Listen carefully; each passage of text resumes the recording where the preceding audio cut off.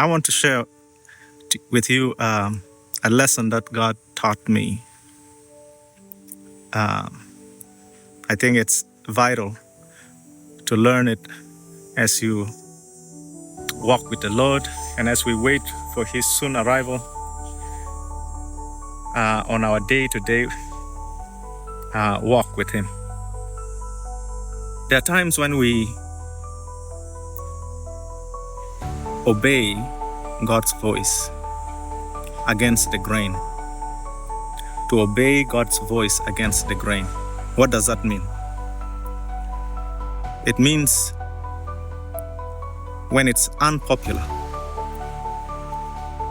and everyone is saying one thing and God is telling you one thing, you need to obey God's voice rather than listen to the crowd. I'll give you an example. My wife and I got separated almost 2 years now. It's been hard between us, and we are trying for reconciliation, but it seems like nothing is working. It's like we are hitting our head against a wall. Because for the past year and a half, I've been sick. I'm not working, and I am staying with my old mother, who is retired and in her 70s. And it felt bad for me to come and live with her, first of all, because I'm a grown man. I need to be working. But on top of that, the issue is not even that. That as soon as I got at her place and I'm living there, I got really sick. And I've been sick on and off.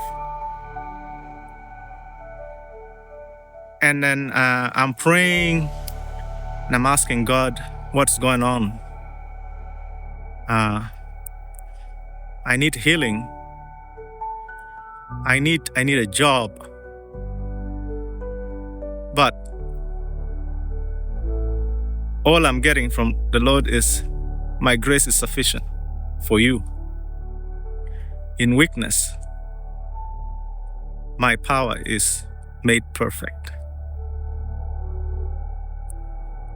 And I was like, okay, I will stay with her. But to the world, this is all wrong. A 50-year-old man staying with the mother who is on fixed income, and I'm not working. A year and a half passed.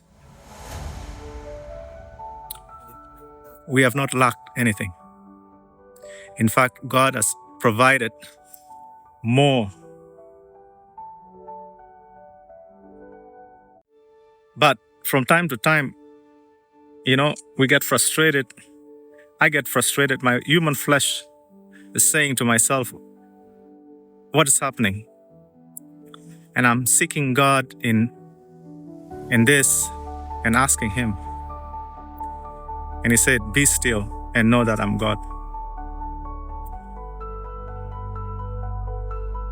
And I keep on going and obeying His voice.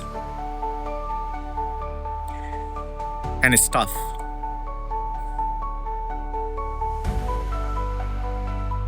And then recently, on top of that, because I've been a year without work and without any assistance from anywhere, from the government,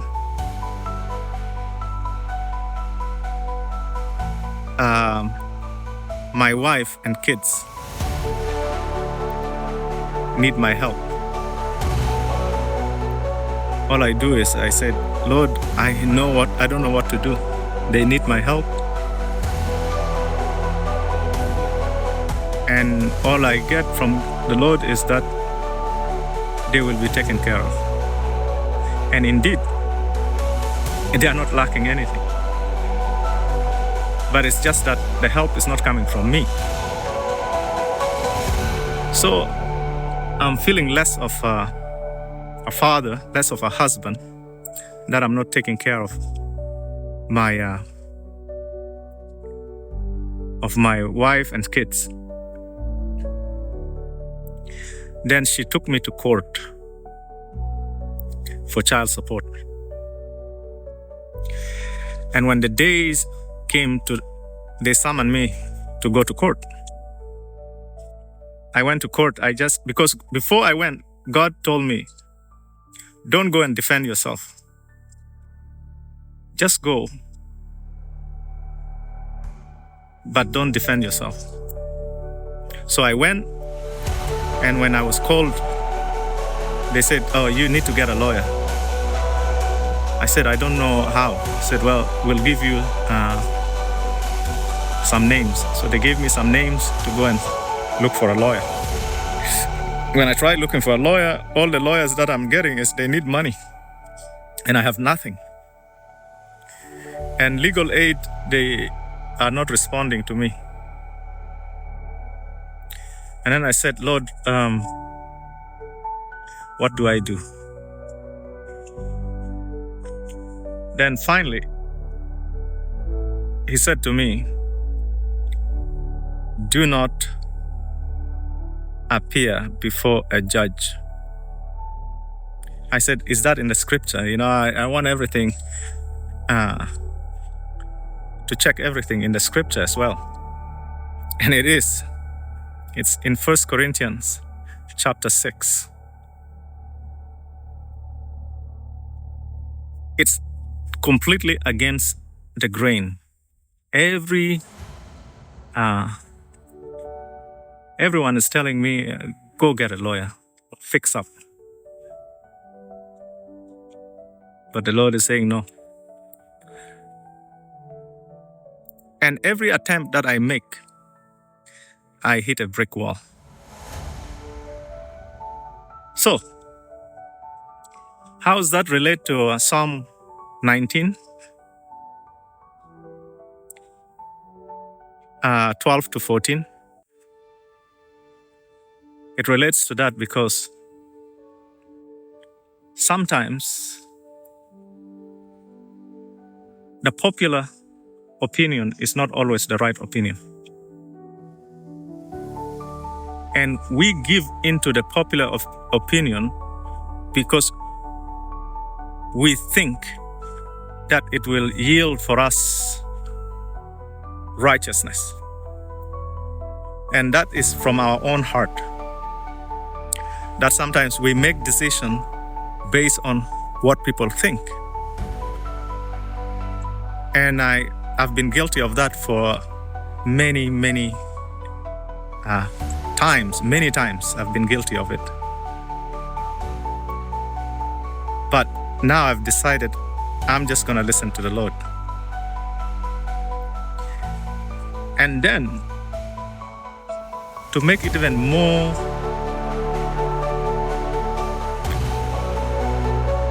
sweeter, God reminded me of a dream that I had. In the dream, we were about to board a ship. Like in Star Trek, those big spaceship. We were about to board it. And it had 3 levels in it. But so we were waiting in this area. We were sitting, waiting. And I had this knowledge, this knowing that we are going to the top level, level 3. And so I started to argue with my wife because she said my son doesn't want to talk to me. My son is angry with me. And I said, why does he doesn't want to talk to me? She said, well, because of what you have done. And according to my knowledge, I was like, I don't know what I've done. And so my daughter also came, and she was also acting up. So then I understood that my wife told them what kind of person I am, that I'm a bad person and I don't like them. So I was like, okay, what am I gonna say, else I'm just gonna go. So I went, started going upstairs. And actually there are chairs that were arranged in a way that it takes you into the spaceship. So I'm climbing up these stairs and going into the spaceship. And before I could get into the spaceship, my son appeared in front of me with a big hug, and he's crying. And so I was like, no, don't cry, buddy. It's all right. I understand. And then I looked around. Behind me, my daughter was there also. But with her, the chairs were separating me and her. But anyway, I hugged her, and but the chair was between us. And I ended up going with my son into the ship, and I woke up. And then when God talked to me, He reminded me, He said, do you know what that dream meant? I said, no. He said, well, I've been talking to you about rapture. And the rapture that is happening this year. The reason why I don't want you to fight people or to have bad thoughts about other people is because of the rapture. If you continue to think bad about your wife, if you continue to think bad about anybody that has made you feel less of a person, you are going to be left behind. But instead, rejoice when you are persecuted. And be happy when people say all kind of mean things against you. Because yours is a reward that you will get unlike any other thing that you have ever experienced. The things of this world are perishable, but your eternal dwelling is forever. So which one would you rather have? Would you rather have the perishable, or would you rather have the eternal dwelling and the eternal blessing and the eternal riches? I said, Lord, I would rather have the eternal riches. He said, then that is it. So every day, pray this prayer. Psalm 19, verses 12 to 14, it reads, who can understand his errors? Cleanse me from secret fault. Keep back your servant from presumptuous sin. Let them not have dominion over me. Then I will be blameless and also be innocent of great transgression. And also pray, let the word of my mouth and the meditation of my heart be acceptable to you, O Lord, my strength and my Redeemer. So that's the lesson that I wanted to share with you. And it's from the heart. I hope you learn something from it and you apply it to your own life. Thanks again. We'll talk soon.